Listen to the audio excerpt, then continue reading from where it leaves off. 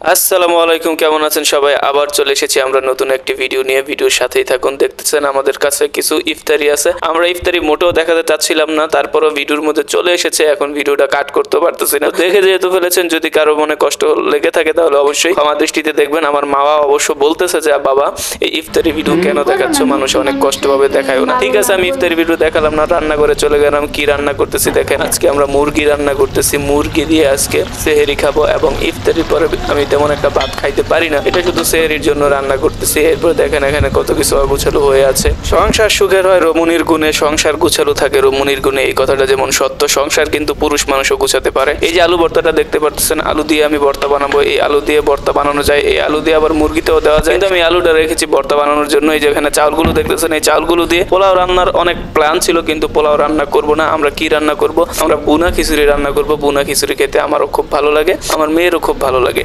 আমি চাচ্ছিলাম যে ভিডিওটি শেষ করে যাবো, কিন্তু না, এরই মধ্যে চলে এসো আমার মা। চলে এসে আমাকে বলতেছে বাবা আমাকে একটু দেখাও। আমি একটু পাকঘরে যাই, গিয়ে দেখাই কি কি রান্না করবো। আমি বললাম ঠিক আছে, ছোট মানুষ যেহেতু আবদার করছে, দেখাও কি রান্না করবে। সে একটা একটা করে দেখাচ্ছে, তারপর হঠাৎ করে গরম তেলে হাত ঢুকে যাবে, কিন্তু আল্লাহ রক্ষা করে ফেলছে। এখন বলতেছে বাবা এখন রেখে দাও, আল্লাহ হাফেজ।